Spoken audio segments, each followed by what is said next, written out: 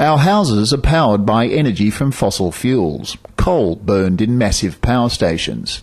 Now we're looking for a better mix of renewable energies that don't produce greenhouse gases.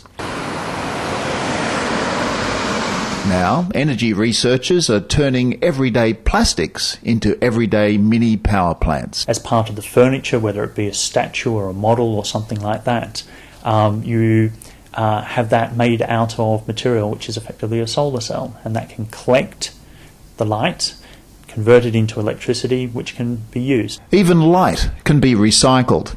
Household light can be captured by plastic solar cells built into things like household furniture, then recycled to power home appliances. We all have mobile phones, many people have PDAs, a lot of people have iPods, Walkmans, you name it. If you were to be able to generate the electricity at the power for those sort of locally as your mobile, then that's something that you don't then have to plug into the national grid, if you like, when you get home. If you actually look at the number of houses and offices, just in Brisbane or around Australia, around the world, even if you were to recycle 1% effectively of that light, that would be an enormous amount. And the next time you close the window, you could be farming sunlight. One of the nice things you can do with plastics is you can design them so they absorb light of different colours.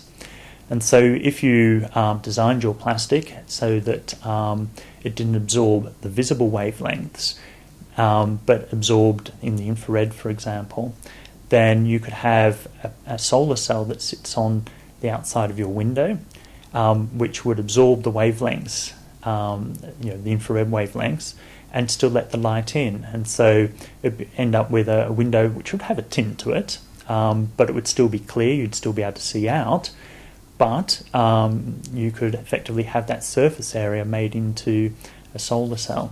But as one window opens, another is ominously closing. There is a finite number or somewhere at which point the fossil fuels will run out. And so, if it's 50 years' time, 100 years' time, it doesn't matter. It's going to run out. And so what we need to do is to be able to eke out what we have remaining for as long as possible, because renewables will inevitably use fossil fuels for their generation. The problem is that plastics, just like electricity, are made from fossil fuels, oil and coal.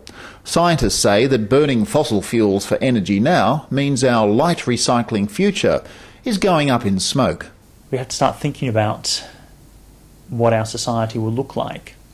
So, for example, if we don't have electricity generation that we can use as we do now, probably means our entertainment systems will change, because if we don't have electricity, you can't run your television.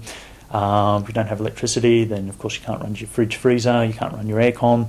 And so, there are lots of things that we take for granted now that if we don't have a replacement for what we currently have, we will have to effectively take steps back. So, for example, in Brisbane, a few minutes to the shop means 5 to 15 minutes in your car, and if you can't easily, have a car or car transport, then you're going to have your food distribution done in a different way. So there are lots of things that our society is built around that we may have to start rethinking.